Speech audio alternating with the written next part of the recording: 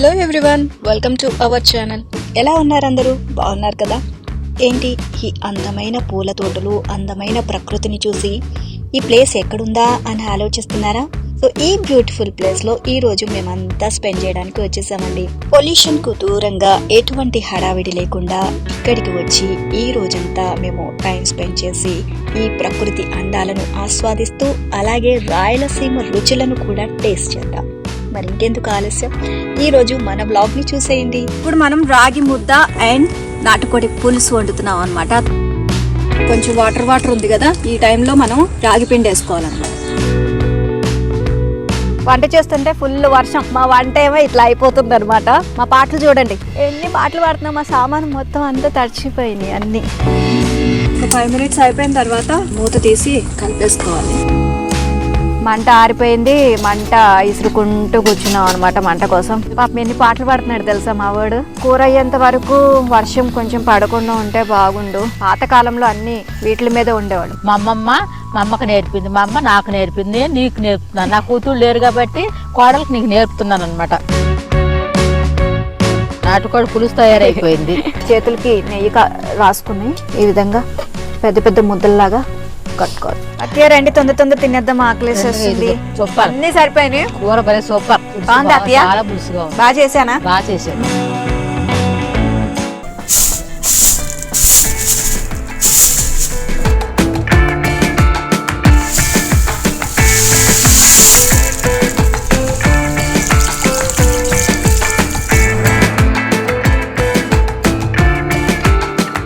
ఇప్పుడు మనం రాగి ముద్ద అండ్ నాటుకోడి పులుసు వండుతున్నాం అనమాట. తోటలో కూర్చొని ఇట్లా క్లైమేట్ని ఎంజాయ్ చేస్తూ సో అద్భుతమైన వంట ఇప్పుడు మేము రుచి చూడబోతున్నాం అన్నమాట. అయితే రాగి ముద్ద ఫస్ట్ మనం ప్రిపేర్ చేసుకునేటప్పుడు నేను ఈ గ్లాస్తో 3 గ్లాసులు రైస్ తీసుకున్నాను, 6 గ్లాసులు వాటర్ తీసుకోవాలి. అండ్ రాగి ముద్దకి మెయిన్గా మనం రేషన్ బియ్యం తీసుకుంటే చాలా టేస్టీగా ఉంటుంది. ఒకవేళ రేషన్ బియ్యం అవైలబుల్గా లేకపోతే మీరు రోజు వండుకునే రైసే మీరు ప్రిఫర్ చేయొచ్చు. అండ్ నేను ఆల్రెడీ రైస్ అయితే పెట్టేశాను. అండ్ ఇందులో కొంచెం సాల్ట్ కూడా వేసుకోవాలన్నమాట. సాల్ట్ కూడా వేసేసుకొని ఇక రైస్ మనం ఉడకబెట్టుకోవాలి మూత పెట్టుకొని.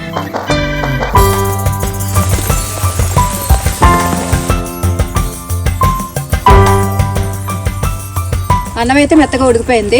ఇంక ఇప్పుడు మనం కొంచెం వాటర్ ఉంది కదా, ఈ టైంలో మనం రాగి పిండి వేసుకోవాలన్నమాట. జస్ట్ ఇట్లా 1 కప్పు రాగి పిండి తీసుకున్నాను నేను. వేసేసిన తర్వాత ఇది ఇలా కలపకుండా ఇట్లా మూత పెట్టేయాలి. ఆ వాటర్లోనే మగ్గాలన్నమాట. జస్ట్ ఇంకొక 10 minutes అయితే మనకి కంప్లీట్ అయిపోతుంది. సో మూత పెట్టేసి మనం రైస్ ఉడకబెట్టుకోవాలి. ఆ తర్వాత ప్రిపరేషన్ ఇంకా చాలా ఉంది. ఈ రైస్ ఉడికే లోపల మనం నాటుకోడి ఆల్రెడీ పట్టుకొని కోడి తీసుకొచ్చి దాన్ని ముక్కలు కట్ చేసి అన్నీ ప్రిపేర్ చేసేసుకున్నాము. దానికి ఉప్పు కారం అన్నీ కూడా పట్టించేద్దాం పదండి. కారం, నాటుకోడి కాబట్టి కొంచెం కారం ఎక్కువే పడుతుంది. సాల్ట్, పసుపు, అల్లం వెల్లుల్లి పేస్ట్, గరం మసాలా, ధనియాల పొడి అన్నీ వేసుకొని కలుపుకోవాలి. కలిపేసేసుకొని పక్కన పెట్టుకోవాలి. ఈ లోపల మనం వీటికి కావాల్సిన మసాలా ముద్ద నూరేసుకుందాము. మసాలా నూరుకుందాం మనం. ఫస్ట్ ఎండు కొబ్బరి వేసుకుందాం. ఎండు కొబ్బరి బాగా దంచుకున్నాక మెత్తగా అయిన తర్వాత, కొబ్బరి బాగా మెత్తగా అయిపోయింది కదా, జీడిపప్పు కొన్ని వేసుకుందాం. కొన్ని గసగసాలు కూడా వేసేసుకుందాం.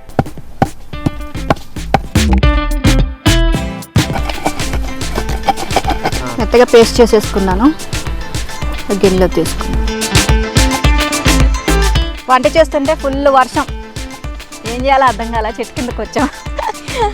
మా వంట ఏమో ఇట్లా అయిపోతుంది అనమాట. ఇస్తరాకులతో ఇట్లా అరిటాకులతో దాచి మరీ వండుతున్నాం. మా పాటలు చూడండి. ఇక ఇక్కడ ఒక కెమెరా పెట్టాము, ఫోను ఇక్కడ ఒకటి షూట్ చేస్తున్నాము. దీనికి అడ్డుగా ఏమో ఇట్లా అరిటాకు పెట్టామన్నమాట. అదన్నమాట మ్యాటరు. ఎన్ని పాటలు పాడుతున్నాం, మా సామాను మొత్తం అంతా తడిచిపోయినాయి అన్నీ తడిచిపోయినాయి. అరిటాకులే మాకు అస్త్రాలుగా మిగిలాయి అన్నమాట. ఇప్పుడు వాటితోనే 5 minutes అయిపోయిన తర్వాత మూత తీసి కలిపేసుకోవాలి. రెడీ అయిపోయింది మనకి. కొంచెం చల్లారిన తర్వాత అప్పుడు మనం ముద్దలు కట్టుకుందాం. ఈ లోపల మనం నాటుకోడి పులుసు వండేసుకుందాం. ఆయిల్ పోసుకుందాం ఫస్ట్. మనం ఇప్పుడు నాటుకోడి పులుసు చేసుకుంటున్నాం. అండ్ ఆయిల్ కాగిన తర్వాత ఆనియన్స్ కూడా వేద్దాం. నూనె కాగిపోయింది, ఉల్లిపాయలు పచ్చిమిర్చి వేసేద్దాం. సో ఆనియన్స్ ఫస్ట్ వేగిన తర్వాత చికెన్ వేద్దాం. అసలు మామూలుగా గొంతు మండిపోతుంది, పొగ వచ్చేసి కళ్ళు మండిపోయి. అండ్ పెద్ద వర్షం పడింది కదా, మంట ఆరిపోయింది. మంట ఇసుకుంటూ కూర్చున్నాం అనమాట మంట కోసం. సో ఒక్కొక్కళ్ళు మామూలు పాటలు పడతలేదు ఇక్కడ. పాపం ఎన్ని పాటలు పడుతున్నాడు తెలుసా మా వాడు మంట తీసుకురావడానికి. ఇంట్లో కూర్చొని చక్కగా అమెజానో లేకపోతే నెట్ఫ్లిక్స్ ఏదో ఆన్ చేసుకొని చక్కగా ఏదో ఒక ప్రశాంతంగా ఒక సినిమా చూసుకుంటూ కూర్చునేవాడిని. నాకు ఎందుకు ఇన్ని బాధలు అని చెప్పేసి అనుకుంటున్నాడు మనసులో. అంటే ఇప్పుడు బాధ తెలుస్తుంది అనమాట. గ్యాస్ స్టవ్ ఉంటేనే ఎంత హాయిగా మనం వంట చేసేసుకుంటాము అని చెప్పి. ఇట్లా కొంచెం పసుపు వేసుకుందాం, అలాగే కొంచెం ఉప్పు,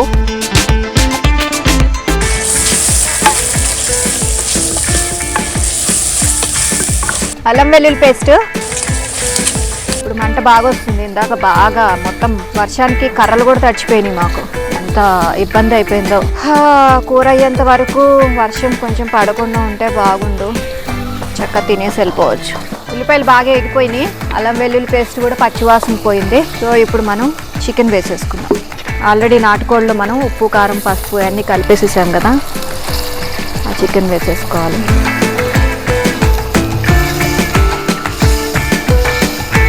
కట్టెల పొయ్యి మీద పెట్టుకొని ఇట్లా మట్టి కుండల మీద వండుకుంటే కర్రీ కానీ ఏదైనా సరే చాలా టేస్టీగా వస్తుంది.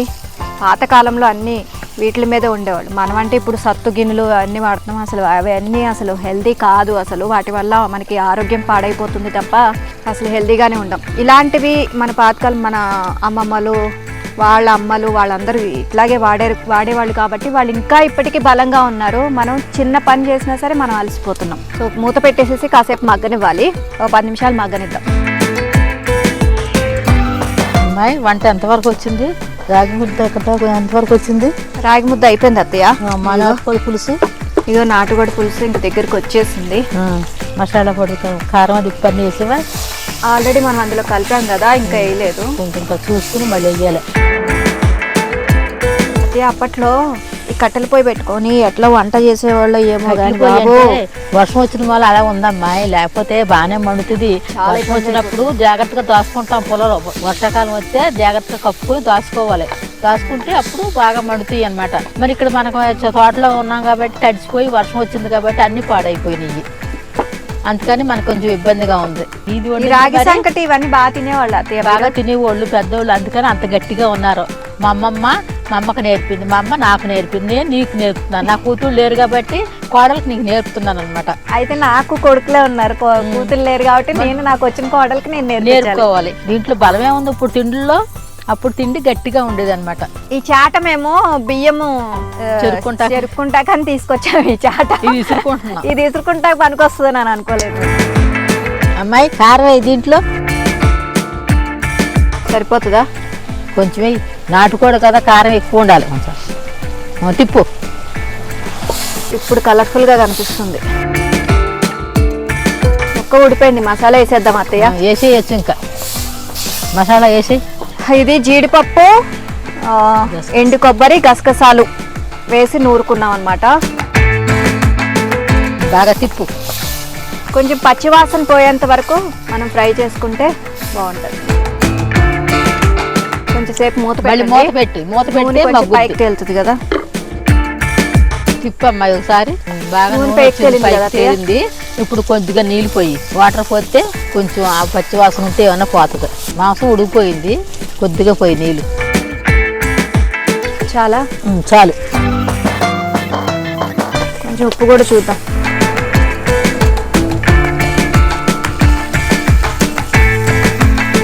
ఉప్పు పడుతుంది అత్తయ్య. కొంచెం మూత పెట్టే.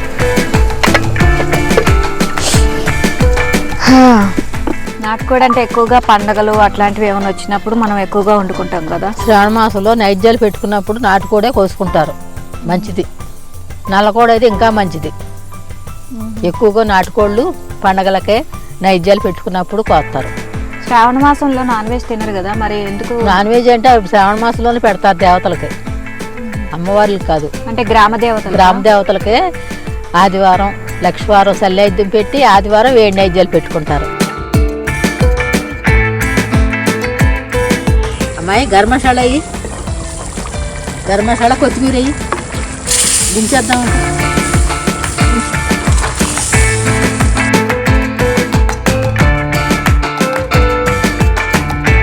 చాలు, ఇంకా మూత పెట్టేసి ఇంకా దించేసుకోవచ్చు. ఇంకా 5 నిమిషాలు ఉడికితే అయిపోతుందా? 5 నిమిషాలు, 2 సెకండ్స్ చిన్న మంట మీద 2 నిమిషాలు ఉడికితే నూనె పైకి తేలుతుంది అనమాట. అప్పుడు బాగుంటుంది కూర. కూర అయిపోయింది, తయారైపోయింది. నాటుకోడి పులుసు తయారైపోయింది.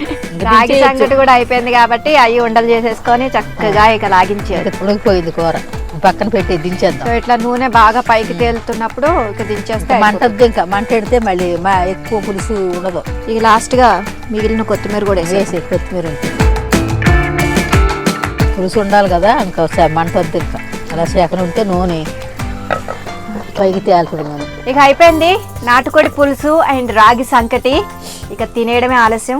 రాగి ముద్దలు కూడా చుట్టేద్దాము, చుట్టేసి ఇక తినేద్దాం. ఇప్పుడు మనకి నాటుకోడి పులుసు అయితే చేసేసుకున్నాం, రాగి సంకటి ముద్దలు అయితే కట్టుకుందాం.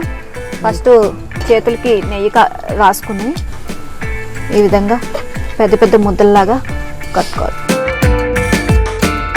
ఎంత నున్నగా చుట్టారు అత్తయ్య మీరు. సున్నుండి అలాగే చుట్టుకుంటాం. సున్నుండ సున్నుండి అలాగే చుడతాం. మరి అత్తయ్య రండి, తొందర తినేద్దాం, ఆకలేసేస్తుంది. నెయ్యి వేసేసాను, కూర వేసేస్తున్నాను, నాటుకోడి పులుసు వేసేస్తున్నాను ఇందులో. ఇక్కడ వేయండి రాగి జంటలో. ఇంకా వేయండి. ఓకే, పులుసు